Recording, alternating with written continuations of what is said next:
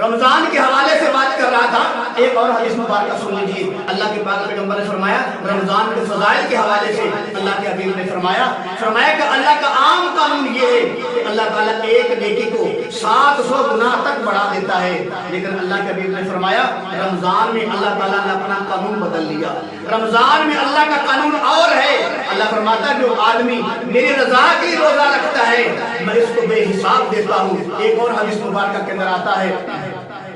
اللہ کے حبیب نے فرمایا کہ جتنی بھی نیکیاں ہیں ساری کی ساری نیکیاں جو ہیں ان کا اجر جو ہے اللہ فرشتوں کو کہے گا تم تقسیم کرو، اللہ فرشتوں کو کہے گا تم تقسیم کرو۔ لیکن جب رمضان کی بات آئے گی، جب روزے کی بات آئے گی، جب روزے داروں کی بات آئے گی تو اللہ فرمائے گا فرشتوں ٹھہر جاؤ، یہ روزے دار آئے ہیں، انہوں نے میرے لیے روزہ رکھا تھا، بھوک برداشت کی، پیاس برداشت کی، انہوں نے میری رضا کے لیے روزہ رکھا تھا، ان کو میں اپنے ہاتھوں سے انعام تقسیم کروں گا۔ تو اللہ تعالیٰ کل قیامت کو روزے دار کو اللہ تعالیٰ اپنے ہاتھوں سے اجر و ثواب عطا فرمائے گا۔ ایک اور حدیث مبارکہ سن لیجئے، اللہ کے پاک پیغمبر نے فرمایا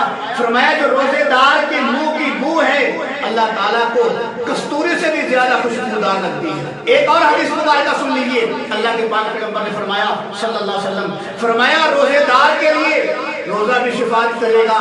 اور جو قرآن ہے یہ بھی سفارش کرے گا۔ روزہ کہے گا یا اللہ میری وجہ سے یہ بھوکا رہا پیاسا رہا، اپنی خواہشات کو اس نے کنٹرول کیا، یا اللہ یہ بھوکا پیاسا رہا، اس نے تیری رضا کے لیے بھوک برداشت کی، پیاس برداشت کی، میں اس کی سفارش کرتا ہوں۔ اللہ تعالیٰ روزے کی سفارش قبول کرے گا اور اس کی قبول کر کے اللہ اس کے گناہوں کو معاف فرما دے گا۔ اور پھر قرآن بھی آئے گا، قرآن آ کر روزے دار کی سفارش کرے گا، وہ کہے گا یا اللہ رمضان کے مہینے میں یہ میری تلاوت کرتا رہا، مجھے تراویح میں پڑھتا رہا، نوافل میں پڑھتا رہا، صبح شام میں تلاوت کرتا رہا، یا اللہ میں اس کی سفارش کرتا ہوں۔ تو اللہ تعالیٰ قرآن کی سفارش قبول کر کے اللہ تعالیٰ روزے دار کے گناہوں کو معاف فرما دے گا۔